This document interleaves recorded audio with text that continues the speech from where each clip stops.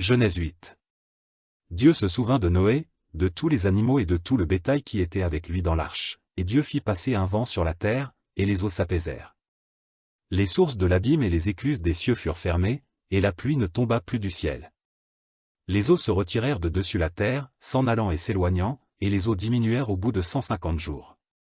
Le 7e mois, le 17e jour du mois, l'arche s'arrêta sur les montagnes d'Ararat.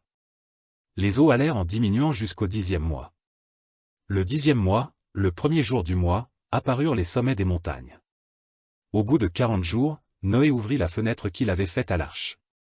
Il lâcha le corbeau, qui sortit, partant et revenant, jusqu'à ce que les eaux eussent séché sur la terre. Il lâcha aussi la colombe, pour voir si les eaux avaient diminué à la surface de la terre.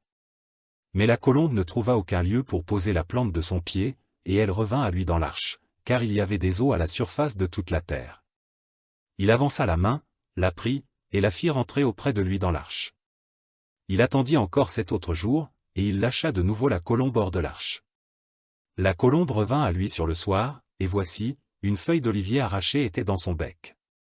Noé connut ainsi que les eaux avaient diminué sur la terre. Il attendit encore 7 autres jours, et il lâcha la colombe. Mais elle ne revint plus à lui. L'an 601, le 1er mois, le 1er jour du mois, les eaux avaient séché sur la terre. Noé ôta la couverture de l'arche, il regarda, et voici, la surface de la terre avait séché. Le 2e mois, le 27e jour du mois, la terre fut sèche. Alors Dieu parla à Noé, en disant, « Sors de l'arche, toi et ta femme, tes fils et les femmes de tes fils avec toi. Fais sortir avec toi tous les animaux de toute chair qui sont avec toi, tant les oiseaux que le bétail et tous les reptiles qui rampent sur la terre, qu'ils se répandent sur la terre, qu'ils soient féconds et multiplient sur la terre. » Et Noé sortit, avec ses fils, sa femme, et les femmes de ses fils.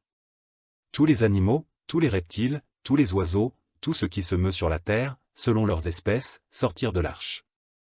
Noé bâtit un autel à l'Éternel, il prit de toutes les bêtes pures et de tous les oiseaux purs, et il offrit des holocaustes sur l'autel.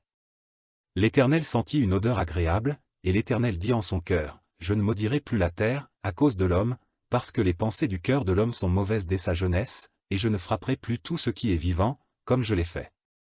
Tant que la terre subsistera, les semailles et la moisson, le froid et la chaleur, l'été et l'hiver, le jour et la nuit ne cesseront point.